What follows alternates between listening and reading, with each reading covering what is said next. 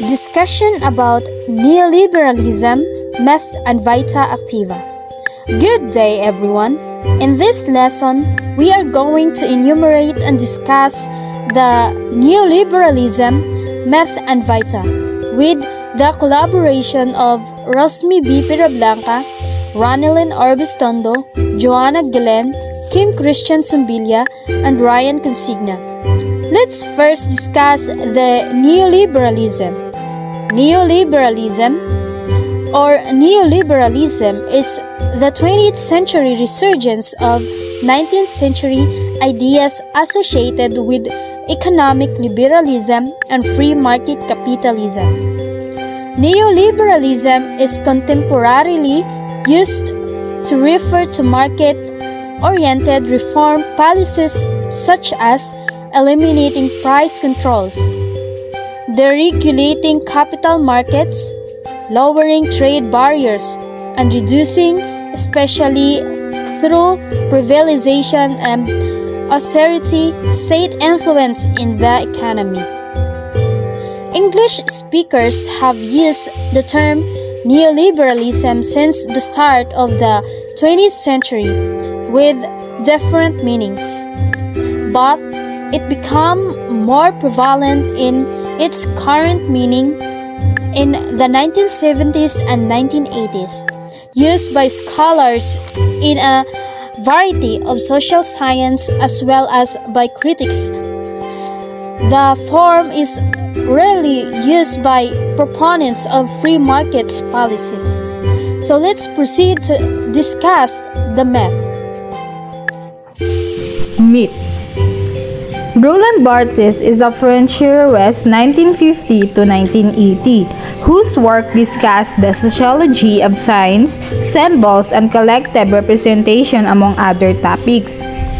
In this book, Mythologies, Barthes undertakes a semiotic commentary of popular cultural objects well known in the French community, such as stick and chip, wrestling, and even soap power and detergent, and turn the symbolic value of this object in relation to their claim of university. At this time, finding that some objects retain signification interrelated with the bourgeoisie and capitalist cultures, he resolved to call the cultural power of myth. Moreover, Barthes' work on myths, writes Andrew Robinson at Ceasefire magazine, Free Figure Discourse Analysis in Media Studies. Also, he directed his focus to certain insidious myths, particularly typical at right-wing populism and of that tabloid press. Barthes thought of populist mythology as meta-language that removed history from language, making particular signs appear natural, internal, absolute, or frozen, and transforming history into nature through its normalization. We lose sight of the artifice of capable news, for example, and take for granted formatting as a universal standard for high seriousness and credibility, as in the portentous signification or breaking news, even when we know we're being to. This study of myth, as understood by Barthes, is often undertaken under the field of semiotic, which can be defined as a method of inquiry into implicit signs present in mental elements of interaction with nature or within a community. And for Vita, The Human Condition, first published in 1958, Hannah Arendt's account of how human activities should be and have been understood throughout Western history.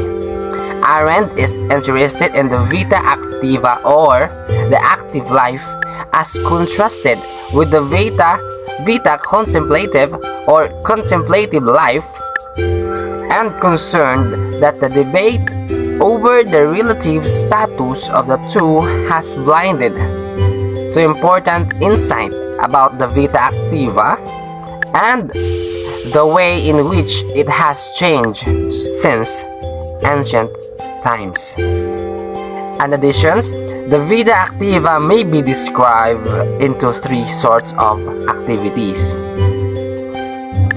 such as labor, work, and action. The first type of activity, labor.